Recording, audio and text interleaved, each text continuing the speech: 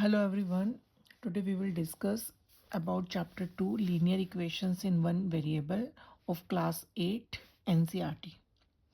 इस चैप्टर को स्टार्ट करने से पहले बेसिकली हम समझेंगे कि लीनियर इक्वेशंस इन वन वेरिएबल में क्या होता है। तो सबसे पहले हमारे पास है linear equations. What are linear equations? Linear equations में हमारे पास जो वेरिएबल होता है, वेरिएबल की जो हाईएस्ट पावर होती है वो 1 होती है। The highest power of variable is 1। जिस तरह से मैं यहाँ पे एक्सप्रेशन लिख रही हूँ 2x - 5, तो यहाँ पर वेरिएबल क्या है? वेरिएबल इज x और x की पावर क्या है यहाँ पर 1। तो this is the linear expression. यहाँ पर ये अभी इक्वेशन नहीं है, दिस इज एक्सप्रेशन।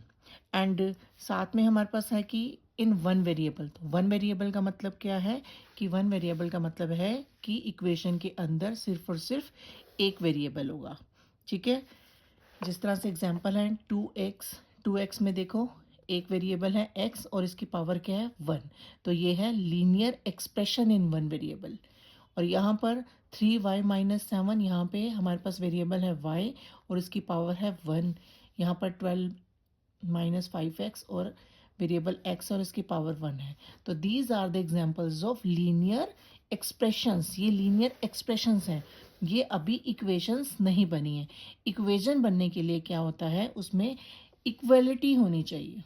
ठीक है, N algebraic equation is an equality involving variables. Variables के बीच में इक्वालिटी होनी चाहिए। तो इक्वालिटी का साइन क्या होता है? That is equals. इक्वल्स का इक्वल टू का साइन जो लगाते हैं, ठीक है। तो एक लीनियर इक्वेशन बनने के लिए क्या चाहिए? उसमें इक्वालिटी का साइन चाहिए। ठीक है, जिस तरह से देखो 2x - 3 इज इक्वल टू 7। तो यहाँ पर ये इक्वालिटी का साइन दे रखा है। तो यहाँ पे जो मैं लीनियर एक्सप्रेशन कह रही थी वो यहाँ आकर ऑटोमेटिकली क्या बन जाएगी? लीनियर इक्वेशन बन जाएगी। 5 - 9 इज इक्वल टू 6, यहाँ पर इक्वालिटी का साइन है। तो ये लीनियर इक्वेशन है। लीनियर इक्वेशन में क्या होता है? जो वेरिएबल है उसकी हाईएस्ट पावर 1 होनी चाहिए। और हमारा जो चैप्टर है that is about linear equation in one variable. तो these are the examples of linear equation in one variable. यहाँ पर एक वेरिएबल है और उसकी पावर क्या है? 1 है और इक्वल टू का साइन भी है। तो it means this is linear equation in one variable example. और इक्वल टू के इज इक्वल टू के इस साइड, लेफ्ट साइड जो वैल्यू होती है उसको लेफ्ट हैंड साइड कहते हैं और जो राइट साइड वैल्यू होती है उसको राइट हैंड साइड कहते हैं।